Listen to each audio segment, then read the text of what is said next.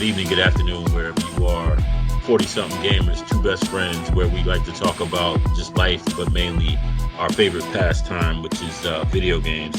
In this episode, we're going to talk about Heroes in the Half Shell, and they always talked about Turtle Power. If you don't know what we're talking about the Teenage Mutant Ninja Turtles. And basically, we're going to hit upon Shredder's Revenge, and then we're going to get down to the awesome Cowabunga series. As always, my boy Sharon, who I like to introduce, he always keeps me informed on video games, and then once I find out, I have to go get it. So, yeah, Sharon, I guess we'll first talk about the one that you told me about not too long ago, man, and I had to download it, Shredder's Revenge. Oh, yeah. Yeah, man, Shredder's Revenge, man. I remember first seeing they started talking about it over a year ago, and I was like, man, when it finally came out, I was like really thrown back by this game. It's like it has like, granted it has the arcade feel to it, and I was just like, wow. And it's like it's published by .emu and gameragames, and it's multiplayer, and it's developed by tributegames. And I was starting to think that like whenever you see things like .emu, that's like the new Konami or like the new Capcom. Remember, like back in the day, you would see those names, and you knew a game, you knew what you were in for. As far as like gaming went. So it's like, wow, these people, like, I guess they must be our age and they grew up doing the same thing, because what I'm looking at right now with this, the Shredder's Revenge, this is just great. And on top of the 4 turtles that we already had, you also get to play with April. Then you get to choose with April, Splinter, and if you beat the game, they give you Casey Jones. Yep, and it's like, man, yeah. When I saw it, man, like they got the Wu-Tang. It's like 90s retro. Yeah. Shout out to Teenage Mutant Ninja Turtles. Maybe it was 89 or 90 when the actual arcade game came out. 89. And 89, and it's like Shredder's Revenge instantly took you back to that nostalgic piece. And then also around that time, the original Teenage Mutant Ninja Turtles movie came out. Mm-hmm. So the movie has Wu-Tang, 90s. It's like a huge ode to the 90s and throwback. And I mean, I loved it. And like you said, you could play Casey Jones, you could play April O'Neil. And previously, before, with the arcade, with the Turtle series, you weren't able to play them. You might have been able to play them on the tournament series. I don't think April O'Neil, but maybe Casey Jones. I don't know. I don't remember if April was like in like the tournament fighters or whatever. I never really played that one a whole lot, but I mean, she's in this one, and man, she's bad to the bone with that camera. Yep. And then it just like immediately it made me want to be like, man, I want to go back and play the old Turtles games, and that, which leads us to our next thing. Konami, I think in their mind, they got smart and was like, look, we know that this, because so far from what I understand, this Shredder's Revenge, like, it's got nothing but great reviews. Yeah. So basically with the Cowabunga series, Konami got smart and was like, you know what, we're going to release all the Turtles games and have one series. Like in the Cowabunga Collection, they have like the Game Boy games. They have the Nintendo original version, and then they have part 2, which I thought was clever, was after the arcade game came, they released the Turtles 2 on the Nintendo system, because back then everybody had a Nintendo. And then they even released was it Turtles in Time? Turtles in Time. They also released the the Hyperstone Heist. Hyperstone Heist. And then like the Game Boy one, I can't remember the name. I'd have to look that one up. But they released everything on the Cowabunga series. So that's dope. So Shredder's Revenge, man, what was your thoughts on Shredder's Revenge? Man, I was just blown away by it. And what made it even more fun is once I joined the Nintendo subscription after I got it, you got to play with, like, people who could just jump in. Like, back in the arcade where, like, if you were playing a game alone and you could just have somebody, like a friend or buddy or whoever, they just come put a quarter in, and you got to go tag team like all the Foot Clan. But this one was the same way, so except you could have like up to 6 players, I believe. And man, you just obliterate,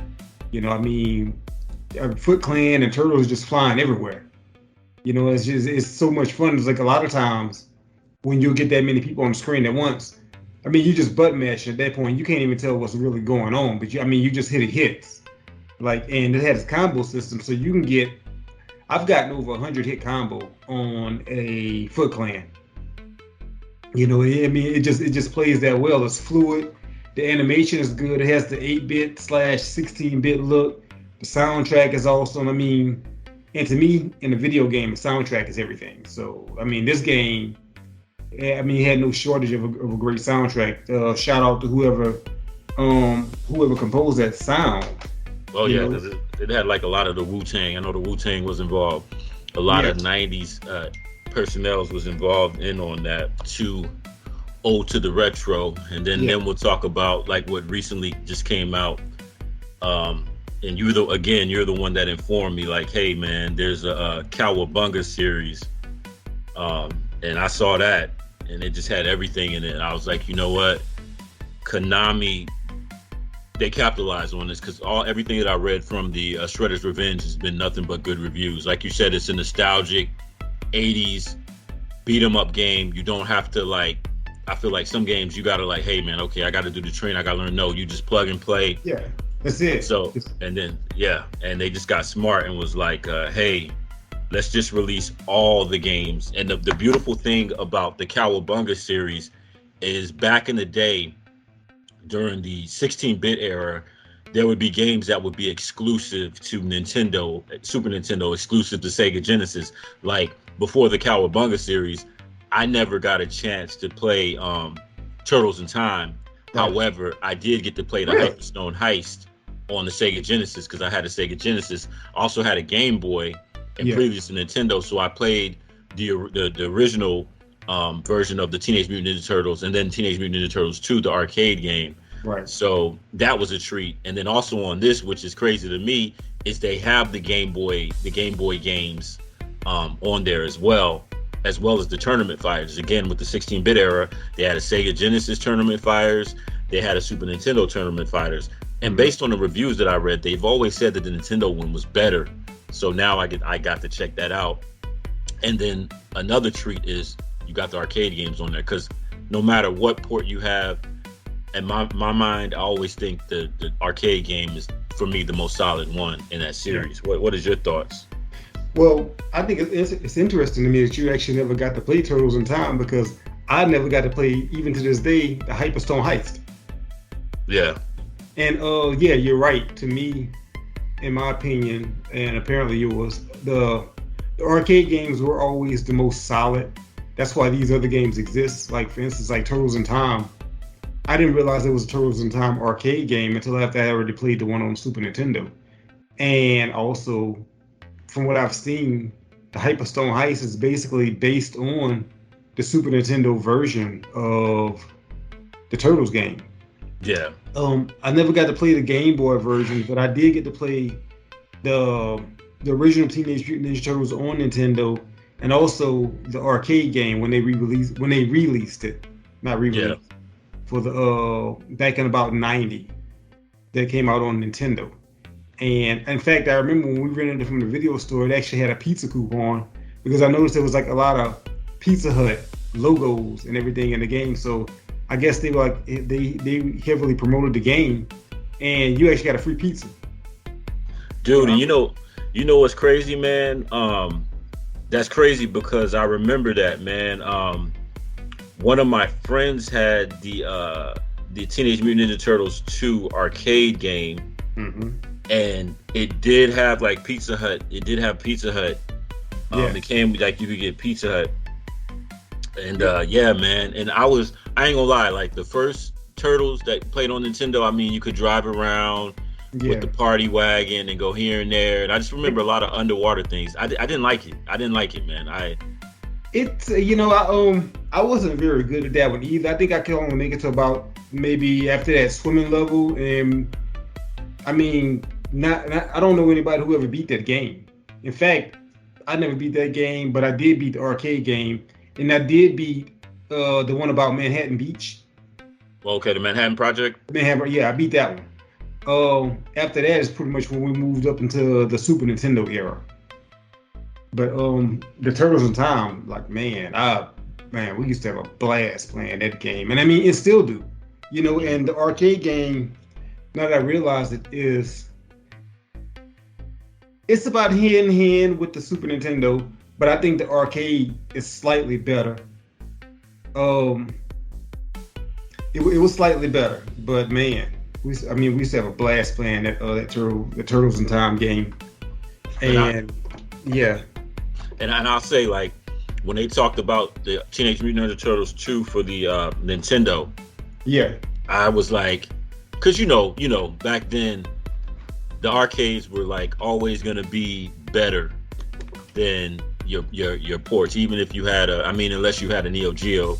Yeah. So with Turtles 2, I'm not gonna lie, like the arcade game, my hopes weren't that high. It was like, you know what, okay, Nintendo's gonna give it an effort. But then when I played it, and I know they put a few extra, like an extra stage on there, they did a damn good job, bro. They did a damn good job. And I mean, me and my friends played the hell out of that. Yeah, for what it was, they really did do well. I guess my only regret is that it really wasn't a full player game. But I mean, I get it. You know, it was still good for what it was. I mean, because I didn't have 4 people in the house at the same time, so. It was normally me and my cousin. We played for a while. And normally it was just me, you know. And I think I kind of slightly remember that being like a Konami code where you could play as Simon Belmont. Oh wow! Yeah, okay. on that Nintendo version of the arcade game. Mm-hmm. I remember something like that vaguely. If there's like any viewers listening in, when you hear this, I mean, correct me if I'm wrong, but yeah. I slightly remember there being a Simon Belmont in that game. Man. Yeah, that was good times. So I'll go ahead and read off what games are on the Cowabunga pack or series. Teenage Mutant Ninja Turtles, the arcade. Teenage Mutant Ninja Turtles, Turtles in Time. They had an arcade with that, which I didn't know. Maybe I did know, but hell, I don't remember. Yeah, I had that. Teenage Mutant Ninja Turtles for the NES. Teenage Mutant Ninja Turtles 2, the arcade game for the NES. Teenage Mutant Ninja Turtles 3, the Manhattan Project for the NES. Teenage Mutant Ninja Turtles Tournament Fighters. I didn't know they had this for the NES. They had Tournament Fighters for the NES? Okay. Yeah, they had it for the Super. I remember for the Super NES. Yeah, I remember the Super Nintendo. Okay. Yeah. So then for the Super Nintendo, they called it Teenage Mutant Ninja Turtles 4 Turtles in Time. Teenage Mutant Ninja Turtles Tournament Fighters for the Super Nintendo. Teenage Mutant Ninja Turtles, the Hyperstone Heist, Sega Genesis, that's the one I'm familiar with. Teenage Mutant Ninja Turtles Tournament Fighters for the Sega Genesis. Teenage Mutant Ninja Turtles, and I have this one because I had a Game Boy, and I thought this was pretty done. I liked this game. The graphics were good. Teenage Mutant Ninja Turtles Fall of the Foot Clan for the Game Boy. They also have Teenage Mutant Ninja Turtles 2 Back from the Sewers from the Game Boy, which I never played. I'm going to check that one out. Yeah. Teenage Mutant Ninja Turtles 3 Radical Rescue for the Game Boy. So it seems like the Teenage Mutant Ninja Turtles, Teenage Mutant Ninja Turtles was heavily invested in Nintendo and Sega and the Game Boy, because there's no Game Gear here, and Konami. And we got to remember, I'm really not too. I know there's a lot of video game makers now, but you have to remember back in the 80s, man, it was Konami, it was Capcom, it was Data East. Yeah. And Konami was just, matter of fact, yes, and the platform with Teenage Mutant Ninja Turtles, if you think about Konami, let's think about Sunset Riders. Let's think about the Simpsons. Simpsons, X-Men. So this is like a gaming platform on that same level. And then I do understand that there were Xbox, PlayStation, because I actually have a Teenage Mutant Ninja Turtles game for my Xbox. I really don't play it, man. And like I said, it's something about, thank God for the retro, it's something about those retro games back in that era that, man, you can't, it's... I have that same game that you're talking about that's on the Xbox. It's a recap of Turtles in Time.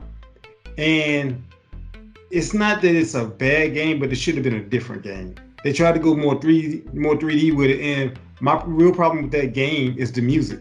You know, because I remember that once again, soundtracks to me is important. And I remember all of the music from Teenage Mutant Ninja Turtles, Turtles in Time, and that music was not in that game. And it's just like it took away from it for me, and it's like they kind of overdid it, and also the sound effects that was in that game just kind of threw it off for me. So once again, that's one of the games I have it also, and it doesn't get a lot of play. Yeah, sorry to whoever made that. Ubisoft, which you guys make really good games. You're right. Ubisoft did make that. Yeah, you're right. Yeah, and like I'm saying, it's not a bad game, but at the same time, when you already know what to expect from that game, you know, it's kind of like, kind of lackluster, I guess. That was the beautiful thing about Shredder's Revenge. Like, yeah, I would want to, like, to the listeners, if you play Shredder's Revenge, like, how many throwback 90s, how many throwback classic Teenage Mutant Ninja Turtle cartoon arcade game, how many like nostalgic things are in that video game? Because even when I was playing Shredder's Revenge, it was like, yo, this reminds me of the arcade game. This is a throwback. Yeah. And it was like, wow, because it left me craving for more. And Konami was like, yo, and I didn't realize, like, Konami was heavy invested in the Turtles. Yeah. And heavy invested in Nintendo, which I thought was unfortunate because we got the Hyperstone Heist on the Sega Genesis. We got the tournament, but as I said, man, because I played Turtles in Time on the Super Nintendo, I'm like, yo, this is kind of a little bit better, you know what I'm saying? And I kind of wish. And then, like, when we talk about Konami, how long did it take for the Sega Genesis to get a Contra? How long did it take? You know what I mean? Yeah, because we got Contra, which that's another series. But I remember getting Contra. I got Nintendo in 1988, and I played it that same year. And Konami was always a Nintendo third-party license, and they did switch over to Sega Genesis because I was really surprised when they finally got Bloodlines. I was like, oh, they're stepping in our territory now. It's like, okay, so I guess I'm gonna have to get a Sega Genesis, which I wound up, I had the best of both worlds. I had the Sega and the Super Nintendo. So to me, it was, and the fact that it was also a different game. It's like, okay, now I have to get this system over here to play this version, and you have to get this system to play that version. And that was another genius move on their parts also. It's like, okay, let's make two different games. Like, okay, now, they're gonna buy the Super Nintendo, they're gonna buy the Sega Genesis, and we're gonna rack up like that. And then in 25, 30 years, we're gonna take all these games and we're gonna put them on one platform. We're gonna sell it again, which is genius. I mean, I would have done the same thing. So. Like I'm not gonna lie, I saw the Cowabunga package. I was like a kid in the candy store. Like I was like, yo, and the only thing that I could say that I really was like, nah, I'm not gonna play. It's not gonna get any playability. Is the first Nintendo version. Right. And I will say, oh, go ahead. If I can throw a cheat code in, which I think I've heard somewhere, like they've made the game really lenient. Like I said, I don't have it yet. I hopefully plan on picking it up this weekend or maybe today or sometime. I haven't really been able to get out to the store just yet, but I do know about it. But I've heard. But here's the great thing though, Sharon. Yeah. I didn't go to no store. I just downloaded it from the store. that's another good thing. Yeah, you get that, and it's like if you would have told me as a kid, because you got to understand, like back in the 90s, you had one of those systems, and that was the main thing about the systems was the exclusivity of the what you got, because and the thing and Nintendo with Konami, they always was the first. When Street Fighter 2 came out, it was Nintendo first, and I first had this. I had the Sega. Yeah, that's right. Shout out to Capcom. I had the Sega Genesis, and there was a lot to be like, oh damn, Nintendo, Super Nintendo got that. You know what I'm saying? I got to hold out for that. Yeah. But now this whole package, like you can get the whole experience. Because another thing too was, back in that era, the 16-bit home systems, they were good, but the ports left a lot to be desired. And let's be real, with the Sega Genesis, the voices were always they always sounded itchy and scratchy. And then if you had a friend that had a Super Nintendo or you had a Genesis, you go over their thing like, damn, the Mode 7 and all that other stuff. So this right here, I'm not gonna lie, I'm a kid in the candy store, and then the fact that they put the Game Boy games on there, like who remembers Game Boys, man? Like the Game Boy was good at its time, but then it also had like downfalls. Like you couldn't directly play it in the sun. It was in black and white, and I mean, I'm not gonna lie, like the Foot Clan video game, it is like it's dope. Like it's better than the 8-bit Nintendo version. Not so much as better playability as the arcade, but they did a good job. Because now I think about it, damn, they did some damn good jobs with the shades of black and white. You know what I mean? Yeah, man. See, I never had a Game Boy. I messed around with one. I think my Game Boy expertise probably goes as far as maybe Tetris, and there was like a Super Mario Land, Golden Coins. Those are probably like the only two games that I did get to play on there. But on the original Game Boy, but somewhere in time we did have a Game Boy Advance, but I had never played those games on it. Matter of fact, I have the Game Boy DS. I still have it, still play it. I had a Game Boy Advance because I was like a huge fan of F-Zero, but then later on I don't know why I sold it. But I wonder how these new gamers will feel about the black and white, and because it's kind of like color TV.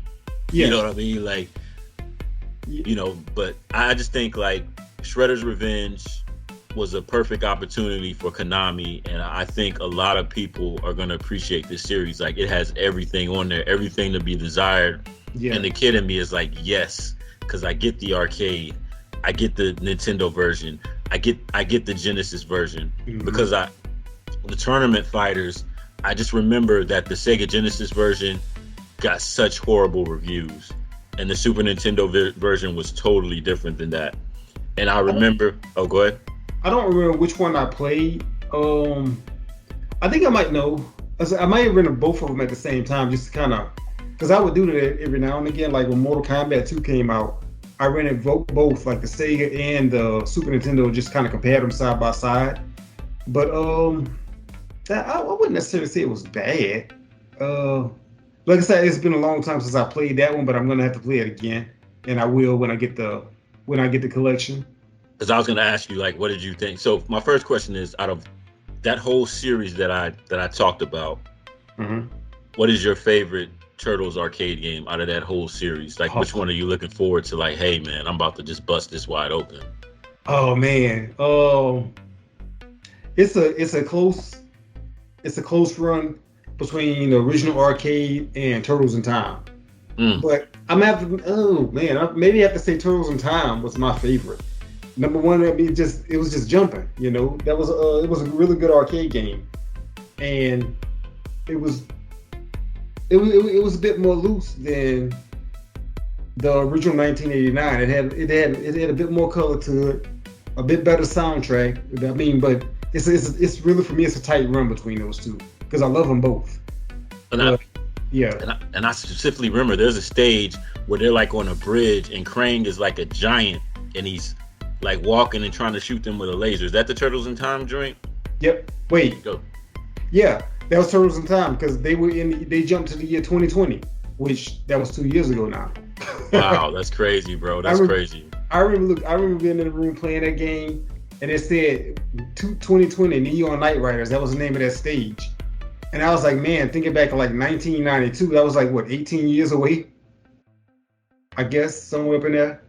And now, I don't know if my math is on or off, but like now, 2020, it was like, in 1992 when that game came out, has been 30 years now. So it's like, man, it's like we're living in the future. And they didn't know that there was going to be a coronavirus, you know? We didn't know there was going to be a coronavirus. We didn't know there was going to be an Xbox 360. We didn't know there was going to be a Cowabunga pack. You know, who knew? You know, I thought that we'd be living like in floating houses and flying cars and stuff like that. But I mean, I think realistically, with the way time is and everything, I think we're where we need to be as far as like technology and everything, because it can be a little overwhelming. But I do like the fact that, you know, you don't necessarily have to go out to the store and buy these games. You know, you can just download them from the marketplace, and I think that's a big plus. And the fact that that's like such a small file, you know, it's downloaded and then you have it forever. And then the plus side of having a downloadable video game because your friends can't come over to your house to borrow it and never come back.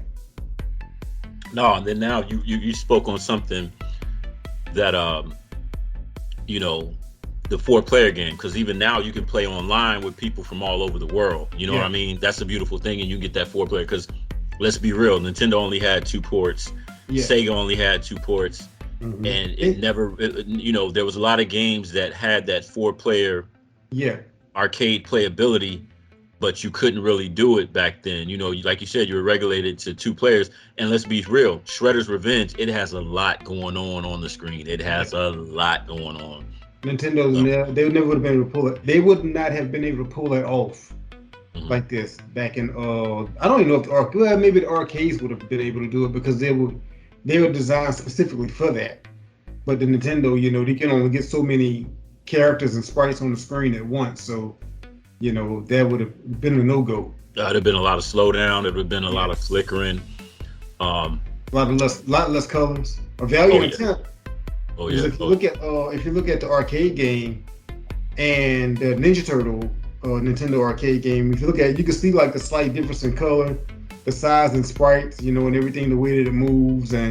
But I mean, like I said, they did really well for that time frame and for that game to come out, because I mean, we couldn't get enough of it. And I mean, I had a lot of fun playing it. I hated bringing it back to the video store even. I think if I look hard enough, I may actually have one of those cartridges here. Because even with the Super Nintendo and Sega Genesis, I mean, even though it was 16-bit technology, the arcades was always better. The arcade was always fluid.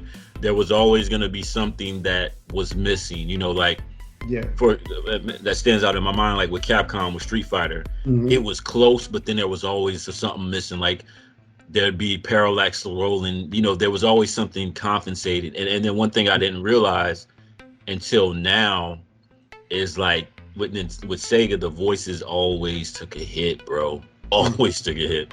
But you know what I noticed also? You mentioned that, but with I think that Street Fighter 2 on Sega, the music was actually closer to the arcade style versus the Super Nintendo. Believe it or not, it had that. The arcade always had a bit of an edginess to the music, and I noticed like the Sega Genesis, if you ever go back and listen to it, it almost has that same very style that the arcade has. If you listen to Super Nintendo, which is not bad, it's slightly remixed, slightly different. So I think that as far as like Street Fighter and arcade, Street Fighter on Sega Genesis, I feel like although it's really good on the Super Nintendo, because like number one, you have like the 6 buttons, whereas with the Sega Genesis you had to like buy the separate controller. I think that in terms of sound effects, it almost sounded more arcade on the Sega. Yep. But ladies and gentlemen, so before we close out, I'll say my favorite of all time, because I just remember when I first saw it at the arcade, was the first Turtles. That bad boy will always be a standout. I'm gonna have to go back because now I can go and check all of them out. I'm gonna check out the Sega joint. I'm gonna check out the Super Nintendo joints. But my favorite of all time will always be the arcade. So that's our take on the Cowabunga package, and that's our take on Shredder's Revenge. Definitely hit us up. Let us know what you think, things that we missed, or if you want us to go back and go in depth. We can recap once Sharon gets it, and then we can just recap. But hey, this is us actually playing it, but this is our high level initial thoughts and my limited.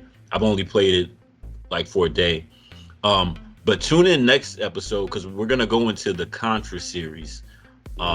Man, that right there, I will say for the listeners, I like the Nintendo version of the first Contra better than I like the arcade. Like, I got the Contra series, I played the arcade version, and it was just unfamiliar territory for me. That's a good one. But I have to agree with you right there, because number one, the Nintendo version gave you a little bit more, where the arcade version was shorter. But we're gonna talk about that. Yep. So we'll talk about that next series. So, ladies and gentlemen, I'm Mark, and that's Sharon Harrington, and we're signing off on 40 Something Gamers. Be sure to check in and also leave us feedback, man. Let us know what you think of the episode. What more you want to hear from us. We took a little hiatus, but we're back. So we're signing off, and thank you for listening.